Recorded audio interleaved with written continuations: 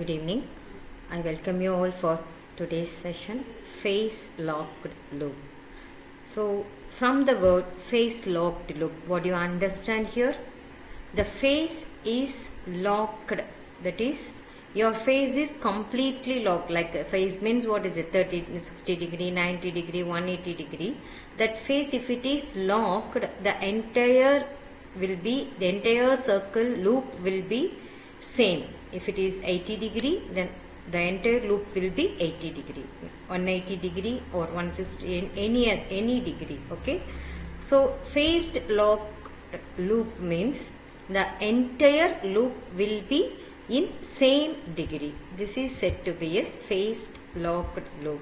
So there are many applications of phased locked loop. So first, it is emerged in the early 1930s. The cost factor of this phased loop technology is very high. It has become one of the main building blocks in electronics technology.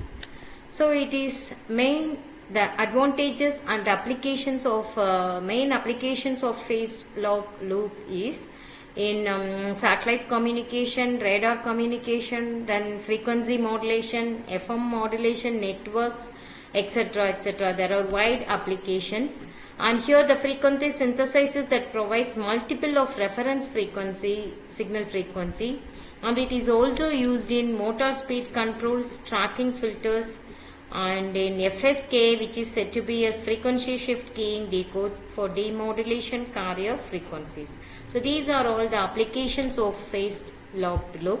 Now let us discuss about the working principle of phase locked loop.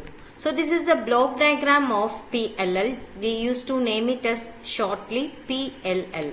So this is the block diagram of PLL, which consists of phase detector, low pass filter, VCO, which is named as voltage controlled oscillator, which is named as VC0, and a output signal.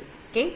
So first and foremost, also we have one amplifier function in between this low pass filter and VCO.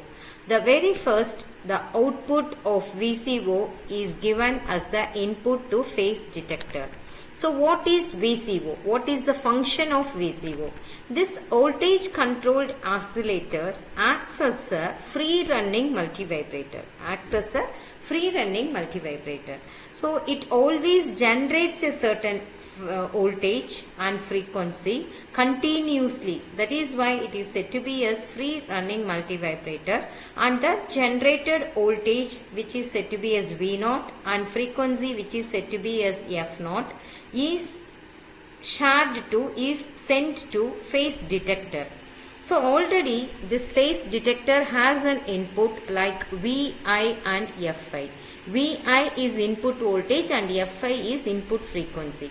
So this phase detector acts as both multivibrator as well as comparator. First it compares the Vi V0 and Fi F0, that is your input frequency and output frequency, input voltage and output voltage. It compares both the voltages and frequencies and produces an error voltage.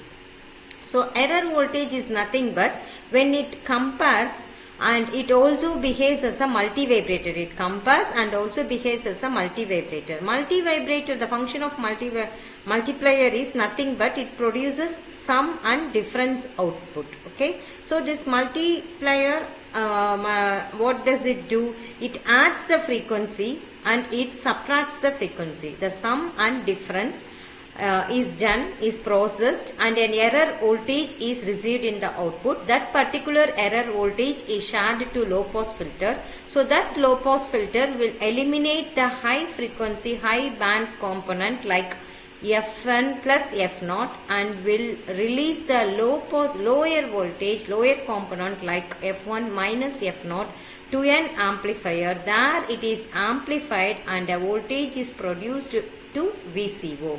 That voltage which is produced by amplifier is said to be as voltage controlled oscillator. So that is our final output signal. This is all about our phased log loop, and here we have 3 phase detectors: exclusive OR phase detector, edge triggered phase detector, and monolithic phase detector.